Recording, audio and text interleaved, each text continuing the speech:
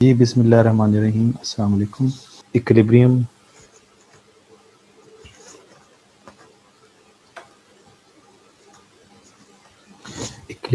Of the firm under perfect competition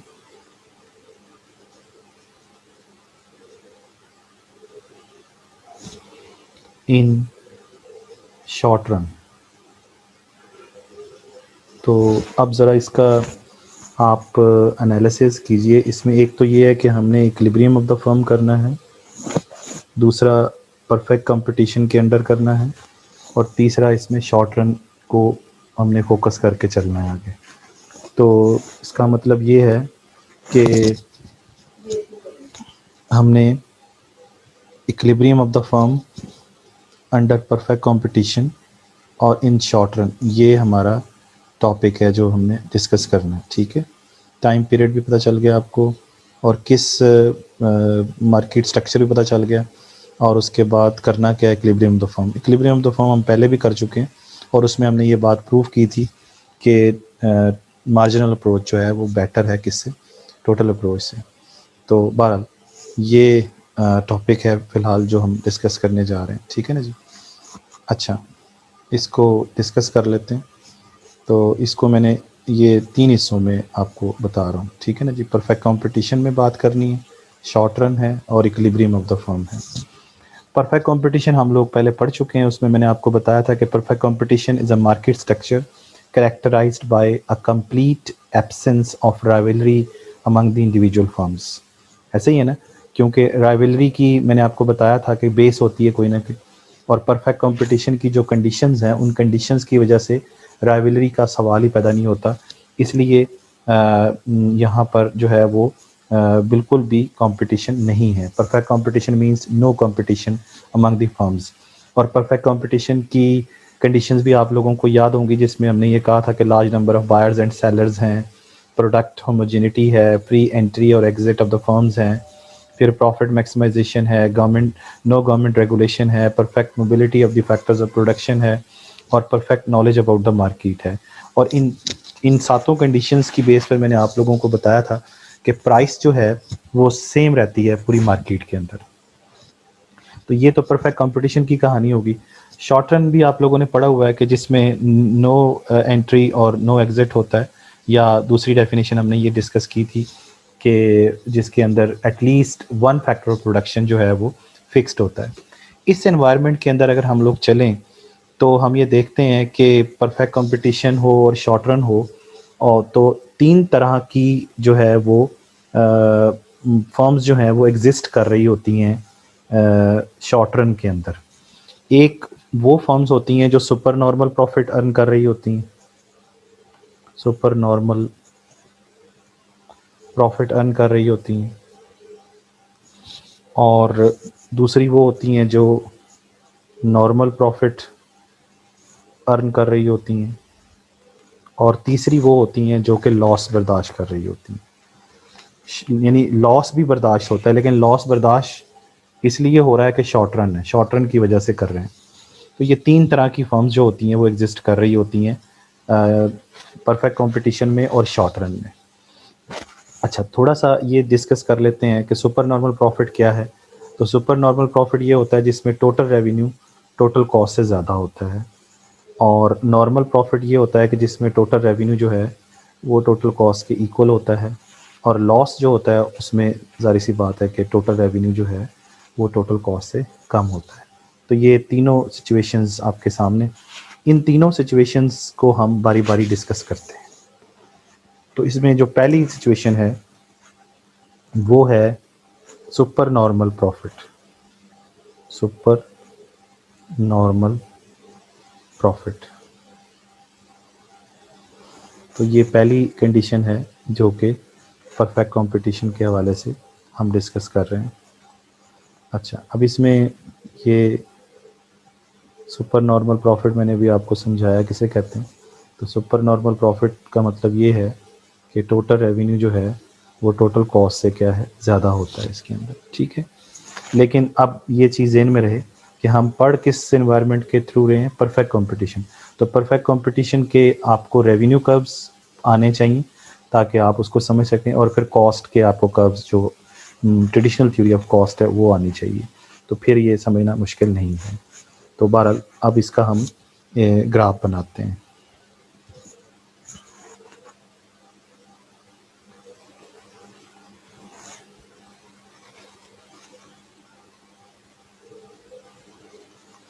तो यहाँ पर क्यू का मतलब है आउटपुट, तो यहाँ पे आउटपुट है, और यहाँ पर हम लोग प्लॉट कर लेते हैं रेवेन्यू, कॉस्ट एंड प्राइस। अब चूँकि परफेक्ट कंपटीशन है, तो परफेक्ट कंपटीशन के अंदर आप जानते हैं कि AR, MR और P का एक ही कर्व बनता है।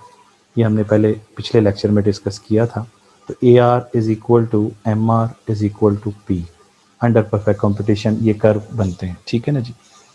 अच्छा, और अब ये भी ज़हन में रहे कि हमने जब इक्विलिब्रियम करना है सबसे पहले, तो इक्विलिब्रियम करते हुए हमने मार्जिनलिस्टिक रूल को ही अप्लाई करना है। इसी वजह से मैंने यहाँ पे MR का कर्व बनाया है। ये MR का कर्व भी है, हमें तो इससे गर्ज है, लेकिन इस परफेक्ट कंपटीशन में प्राइस सेम होने की वजह से MR प्राइस और AR का कर्व एक ही बनता है। अच्छा, अब क्या करना है, पहले तो इक्विलिब्रियम करना है। तो इक्विलिब्रियम करने के लिए हमें एक और कर्व चाहिए होता है, यानी हमें क्या करना पड़ता है, हमें ज़ाहिर सी बात है कि मार्जिनलिस्टिक रूल जो है उसको फुलफिल करना होता है। तो मार्जिनलिस्टिक रूल आप लोगों को आता है। तो मार्जिनलिस्टिक रूल दो चीज़ों पे आपको पता है कि वो डिपेंड कर रहा होता है। एक ये कि MC जो है वो MR के इक्वल हो, और दूसरा ये है कि slope of MC should be greater than slope of MR।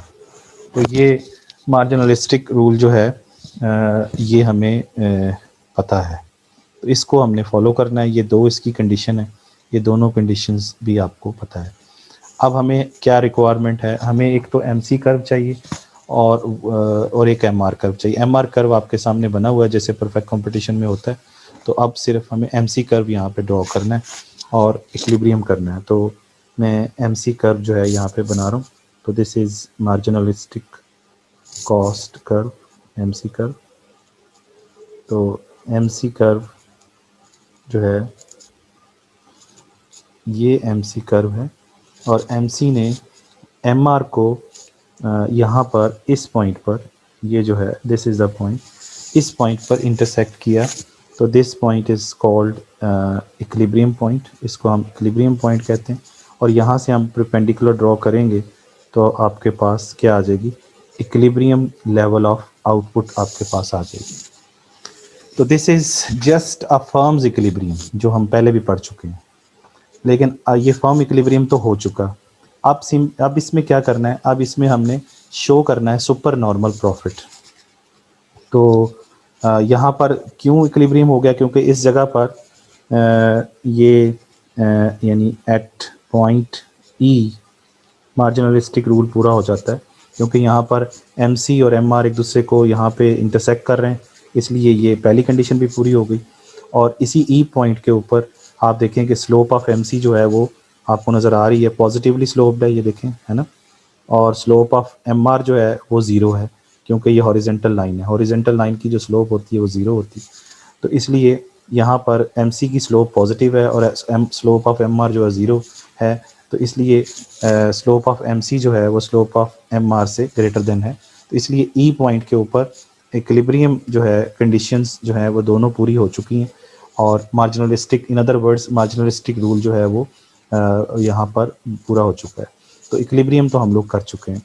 अब हमें क्या करना है, अब हमें इसी ग्राफ के अंदर, यानी हम क्या कर चुके हैं, हम इक्विलिब्रियम ऑफ द फर्म कर चुके हैं, हम इक्विलिब्रियम ऑफ द फर्म कर चुके हैं, ये इतना हिस्सा कर चुके हैं दोबारा से।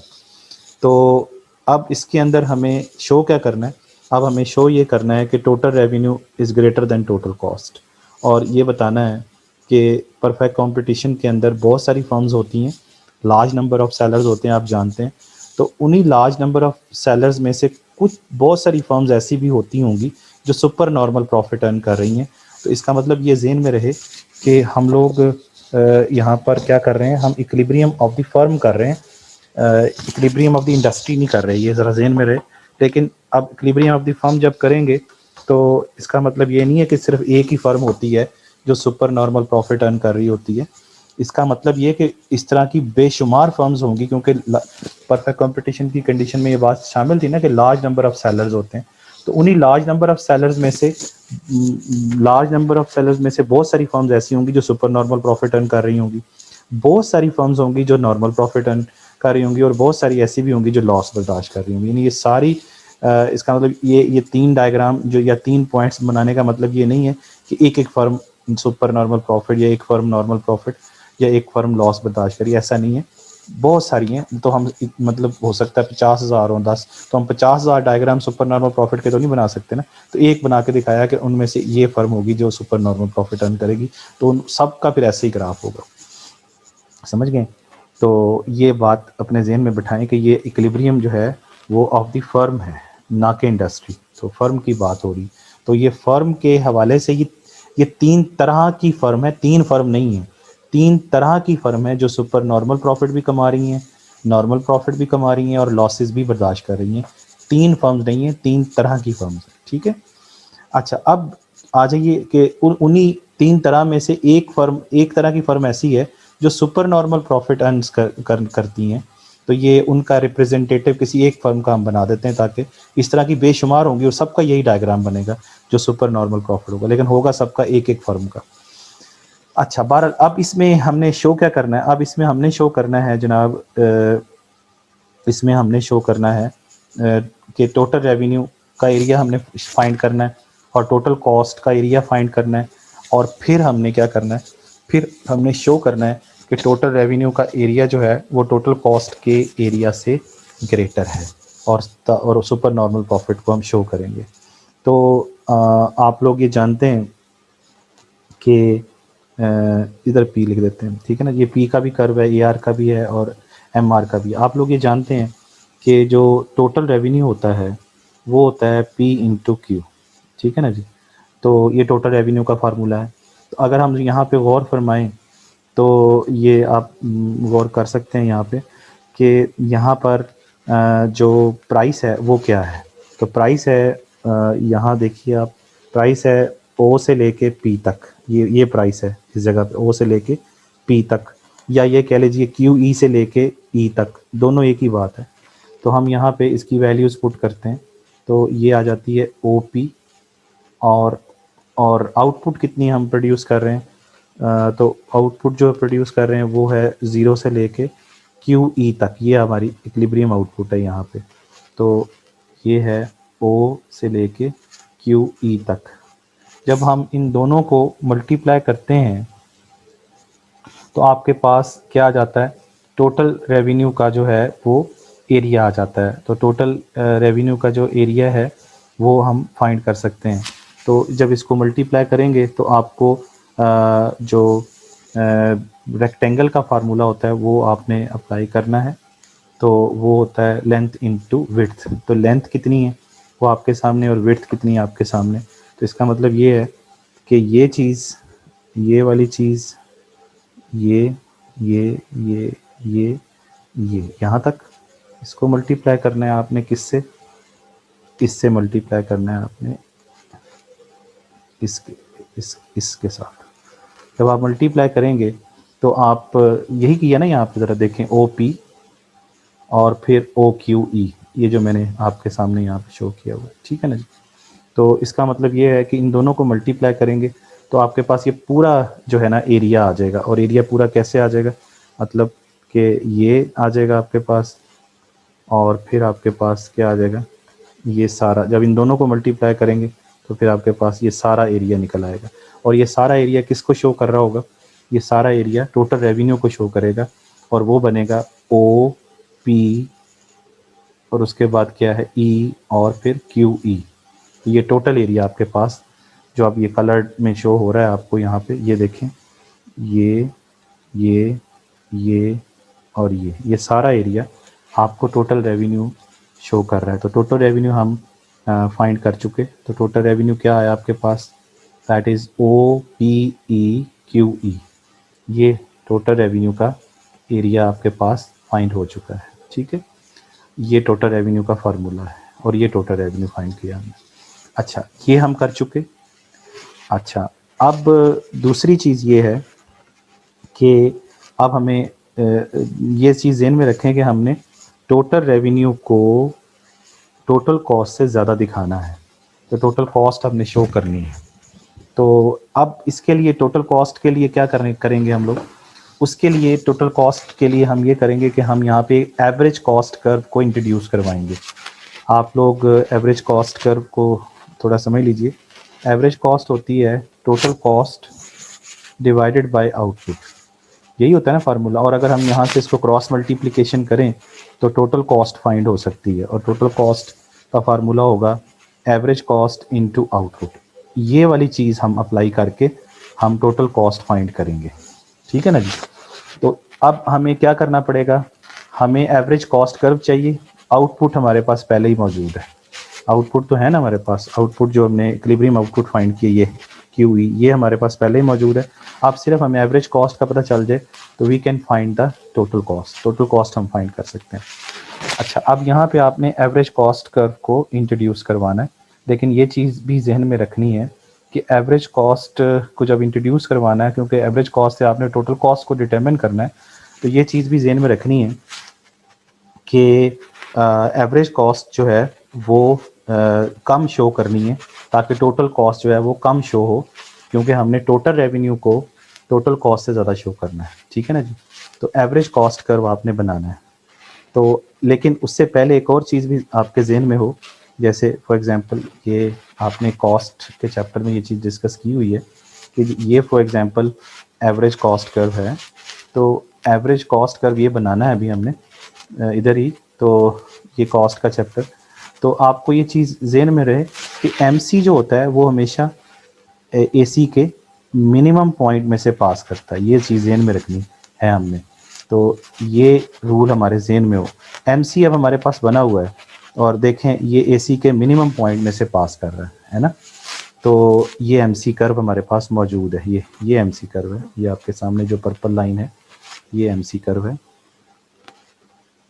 मैं इसको दोबारा से लिख देता हूँ MC, ठीक है ना जी। तो अब हमें इसमें AC को शो करना है, लेकिन ये रूल भी जेन में रखते हुए कि MC जो है वो हमेशा AC के मिनिमम पॉइंट में से पास करता है। तो अब इसका मतलब ये है कि, और दूसरी बात ये भी जेन में रखनी है अब हमने कि टोटल कॉस्ट को हमने कम शो करना है टोटल रेवेन्यू से, ताकि सुपर नॉर्मल प्रॉफिट जो है वो यहाँ पे शो किया जा सके। तो मैं क्या कर रहा हूँ, मैं इस रेवेन्यू जो लाइन है, ये वाली जो रेवेन्यू की लाइन है, इस रेवेन्यू की लाइन से, ये जो आपको नज़र आ रही होगी, इस रेवेन्यू की लाइन से नीचे कहीं पे पॉइंट लूँगा ताकि कॉस्ट कम शो हो। तो फॉर एग्जांपल मैं इस जगह पर पॉइंट ले लेता हूँ, ये वो पॉइंट, ये वाला पॉइंट नज़र आ गया। अब ये वो पॉइंट है जो कि अब यहाँ पे मैं शो कर रहा हूँ, ये वाला पॉइंट, ये ब्लू से मैं अब शो कर रहा हूँ। ये वो पॉइंट है जो एक्चुअली ये पॉइंट है, कौन सा वाला, दिस वन, समझ रहे हैं ना। क्योंकि एवरेज कॉस्ट हमने, ये MC बना हुआ है हमारे पास, एवरेज कॉस्ट को बनाना है और ये इसके मिनिमम पॉइंट में से पास करता है। तो आपने अब एवरेज कॉस्ट कर्व बनाना है, ये अब मैं एवरेज कॉस्ट कर्व बना रहा हूँ, ठीक है।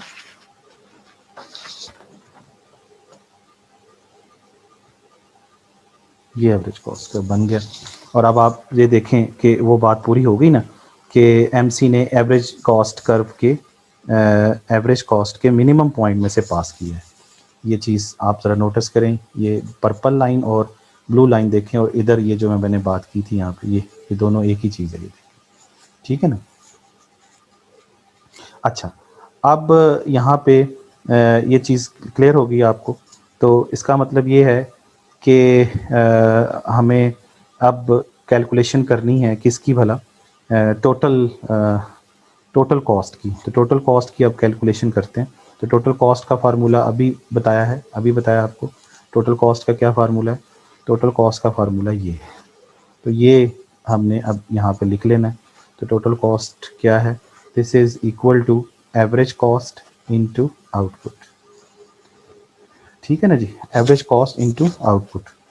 अच्छा, अब यहाँ से ज़ाहिर सी बात है कि फिर दोबारा से total cost is equal to this. अब पहले बात करें जी एवरेज कॉस्ट कितनी है। ये चीज़ ज़हन में रखें कि रेवेन्यू, ये देखें यहाँ पे रेवेन्यू, कॉस्ट और जो प्राइस है ये आपने वाई एक्सिस पे रखा हुआ है। इसका मतलब कॉस्ट भी इस तरीके से बढ़ेगी, प्राइस भी ऐसे बढ़ेगी और रेवेन्यू भी ऐसे बढ़ेंगे या बढ़ेगा। और आउटपुट को आपने एक्स एक्सिस पे रखा है तो वो इस तरीके से बढ़ेगी, यानी उसको इस तरह पढ़ना है आपने। आउटपुट को आपने हॉरिजेंटली पढ़ना है, रेवेन्यू, कॉस्ट और प्राइस को वर्टिकली पढ़ना है। तो जितना ऊपर जाते जाएंगे तो ये तीनों वेरिएबल की वैल्यू बढ़ेगी, जितना ये नीचे आते जाएंगे तीनों वेरिएबल की वैल्यू कम होगी और आखिरकार जीरो हो जाएगी। तो एवरेज कॉस्ट को वर्टिकली पढ़ना है, इसका मतलब ये कॉस्ट को वर्टिकली पढ़ना है। तो कॉस्ट को जब आप वर्टिकली पढ़ेंगे तो इक्विलिब्रियम कहाँ पे हुआ था, इक्विलिब्रियम इस पॉइंट पे हुआ है। और यहाँ से अगर हम कॉस्ट को पढ़ें तो ये मैं लाइन पढ़ने के लिए आपको समझा रहा हूँ, तो ये जो लाइन अब आ रही है तो यहाँ तक जो है वो कॉस्ट है, यहाँ तक है ना, क्योंकि हमने अब रहना तो इसी आउटपुट पे है ना। तो ये पॉइंट कोई नाम इसको दे देते हैं, फॉर एग्जांपल इसको हम सी पॉइंट का नाम दे देते हैं, this is the point C. तो एवरेज कॉस्ट कितनी आ गई जी, वो आ गई इस पॉइंट से भी देख सकते हैं, या फिर इसको हम इधर परपेंडिकुलर ड्रॉ कर लें, यहाँ पे इस तरफ परपेंडिकुलर ड्रॉ कर लें तो ये इसको बी का नाम दे दें। तो Q E Q E Q E C average cost है या ओ से लेके बी तक एवरेज कॉस्ट है, एक ही बात है।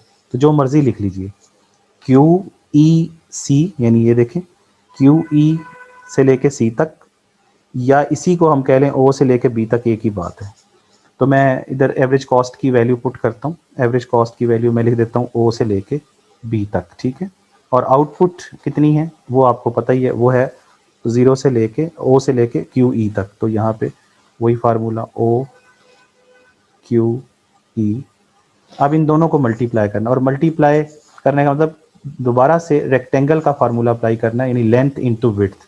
तो लेंथ इंटू विड्थ करेंगे तो यानी इसका मतलब ये होगा कि ओ बी को जब आप ओ क्यू ई से मल्टीप्लाई करेंगे तो पूरा एरिया आ जाएगा, और एरिया का फार्मूला ये निकल आएगा आपके पास, ये एरिया आएगा, ये दिस वन, ठीक है ना।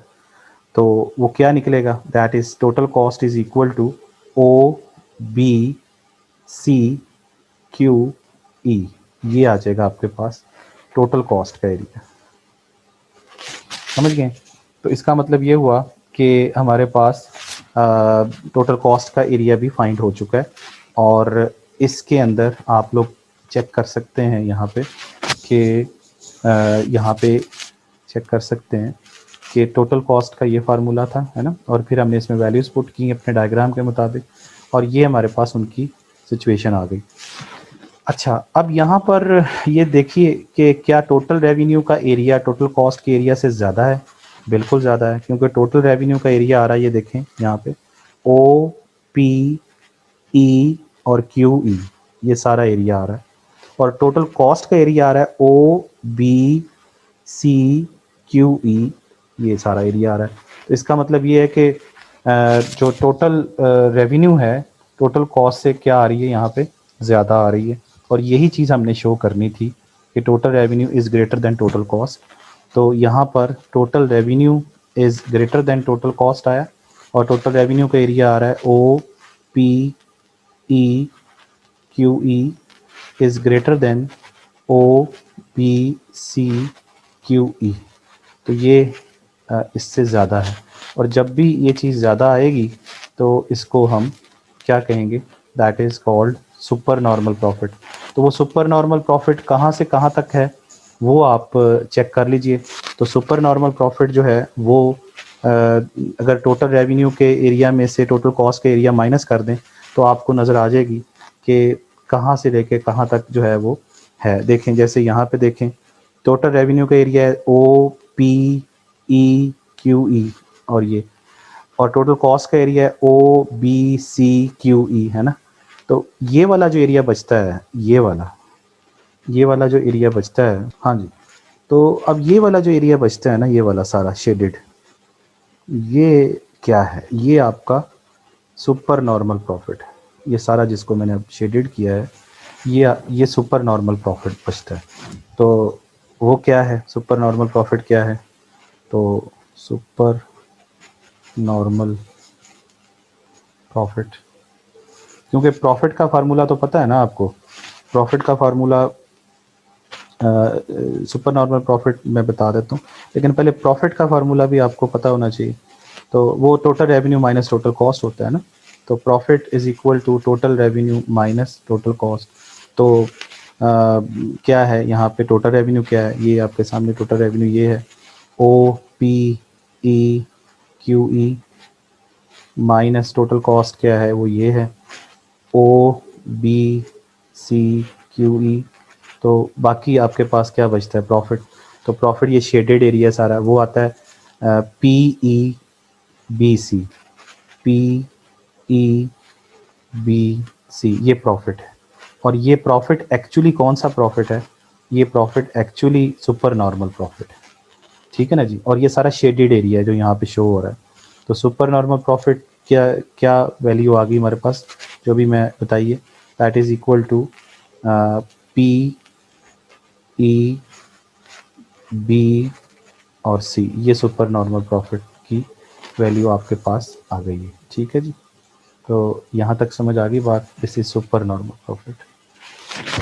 अच्छा, तो ये बात क्लियर होगी सारी। अच्छा, अब यहाँ पर आपने क्या करना है, ये एक डायग्राम हमने अभी मुकम्मल कर लिया और इसमें हमने ये प्रूफ किया कि टोटल रेवेन्यू जो है टोटल कॉस्ट से ज़्यादा है।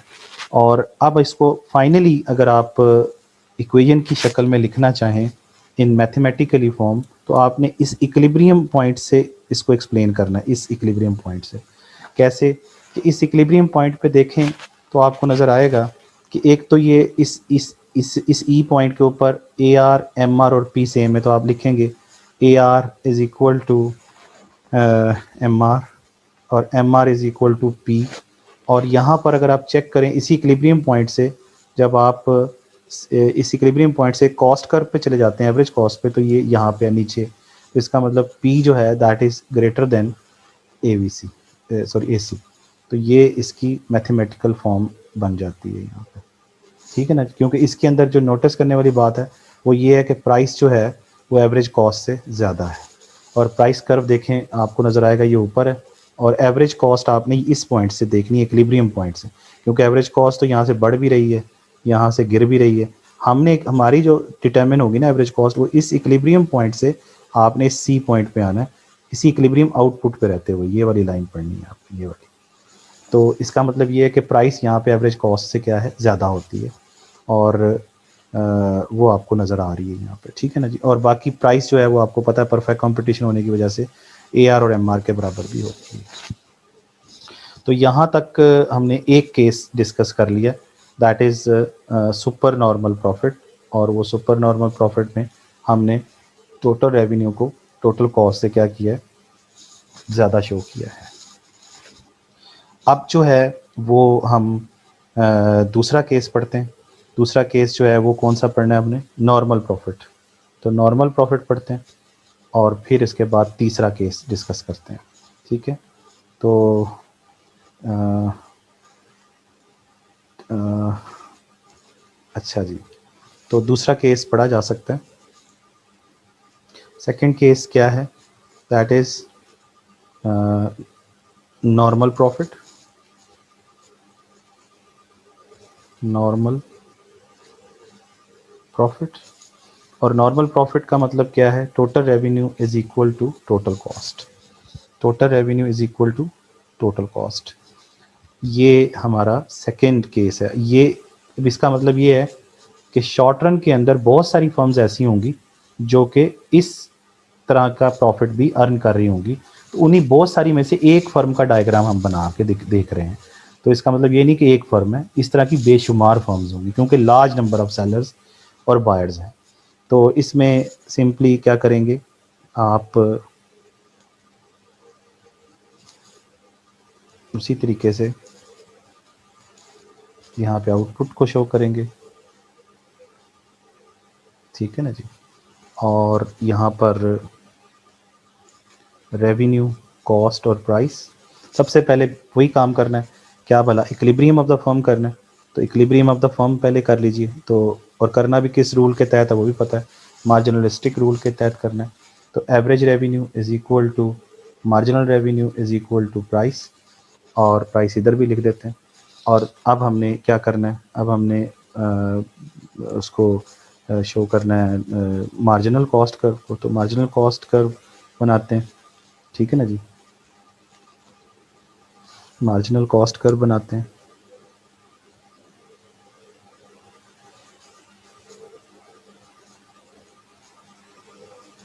तो ये मार्जिनल कॉस्ट कर्व बन गया हमारे पास, ठीक है। तो फिर इक्विलिब्रियम कहाँ पे हुआ, ये आपको पता है। इक्विलिब्रियम इस पॉइंट पे हुआ, दैट इज पॉइंट ई, है ना। इसको हम ई पॉइंट का नाम दिया। और यहाँ से परपेंडिकुलर ड्रॉ करके हमने फिर उसी तरीके से ये आ गया जी इक्विलिब्रियम आउटपुट। और ये समझ लीजिए ये हमारे पास इक्विलिब्रियम ऑफ द फॉर्म दोबारा से हो चुका है। कहानी यहाँ तक समझ आती है। अब ये है कि इसका मतलब ये है कि ये वाली बात जो है वो हो चुकी है यहाँ पे, जैसे ये अभी मैंने बताई थी कि ये वाली यही वाली डिस्कशन दोबारा हो जाएगी कि यहाँ पे मार्जिनलिस्टिक रूल पूरा हो चुका है।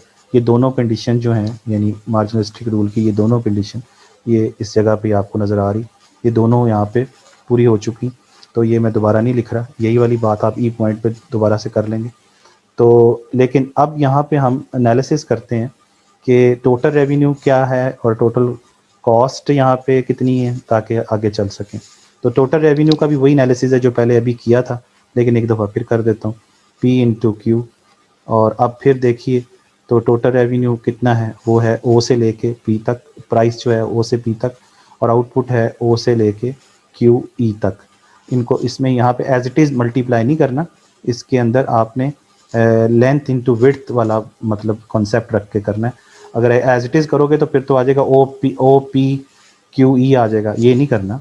इस यहाँ पर रेक्टेंगल का जो फार्मूला होता है ना, लेंथ इंटू विड्थ, वो अप्लाई करना है। तो टोटल एरिया आ जाएगा आपके पास टोटल रेवेन्यू का, तो वो आ जाएगा ओ पी ई क्यू ई, ये वही है जो भी फाइंड किया था हमने।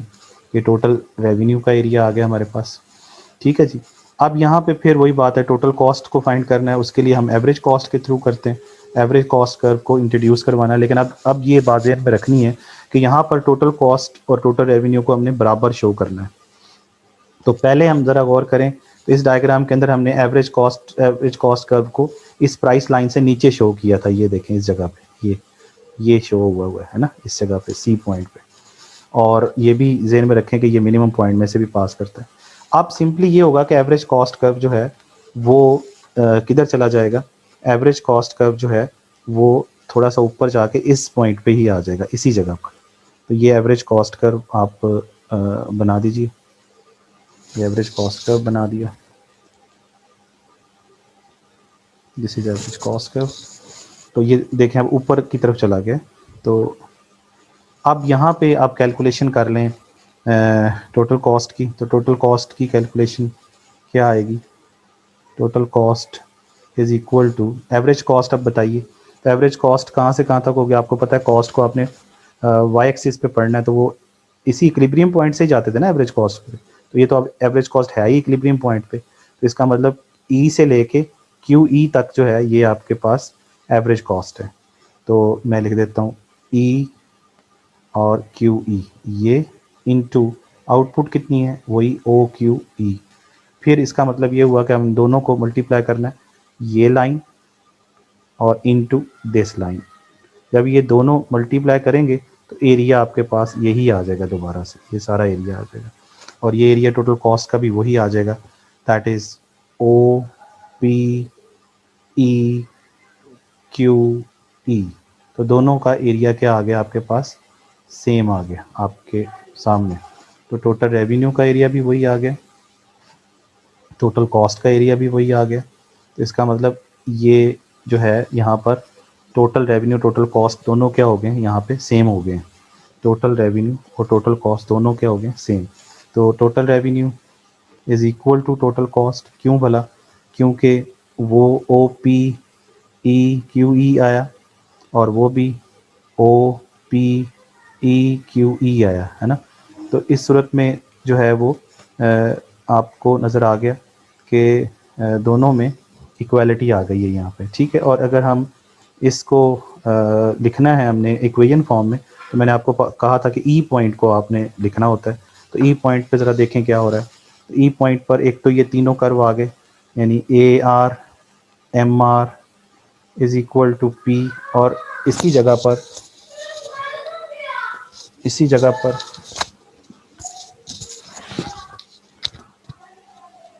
इसी जगह पर एवरेज कॉस्ट जो है वो भी बराबर आ गए।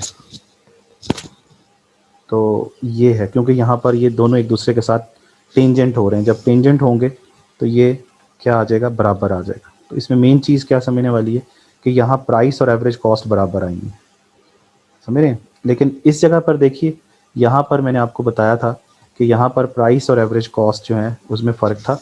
प्राइस की लाइन ऊपर थी, ये आपके सामने प्राइस की लाइन ऊपर थी, ये मैं आपको हाईलाइट करके दिखा देता हूँ। ये प्राइस की लाइन देखें, ये ऊपर है, और एवरेज कॉस्ट नीचे है। एवरेज कॉस्ट कहाँ पे है, वो इस जगह पर है। मैं इसको आपको सर्कल कर देता हूँ, ये है एवरेज कॉस्ट, ये यानी यहाँ से लेके यहाँ तक, ये वाली जो मैं लाइन अब खींच, ये एवरेज कॉस्ट, क्योंकि हमने इस इक्विलिब्रियम पॉइंट से चेक करना है जाके एवरेज कॉस्ट किधर है, नीचे है या ऊपर है या बराबर है। पहले ये नीचे थी, अब ये बराबर आ चुकी है इस जगह पर, ये बराबर आ चुकी है इस जगह। और अगर ये एवरेज कॉस्ट थोड़ी सी और ऊपर चलेगी, जैसे फॉर एग्जांपल यहाँ पे आ जाती है, ऐसे ही कह रहा हूँ रफली, यहाँ आ जाती है, तो इसका मतलब इस प्राइस लाइन से, ये जो प्राइस लाइन जा रही है ये वाली, इससे ऊपर जितनी एवरेज कॉस्ट जाएगी लॉस होना शुरू हो जाएगा। तो बहरहाल ये अभी अगले डायग्राम में बनाएंगे, लेकिन आपको समझाने के लिए बात की थी, ठीक है। तो यहाँ तक हमें ये क्लियर हो गया कि प्राइस जो है वो एवरेज कॉस्ट के क्या है, इक्वल हो जाती है, ठीक है। अच्छा, इसी केस को हम नॉर्मल प्रॉफिट के इस केस को हम ब्रेक इवन केस भी कहते हैं।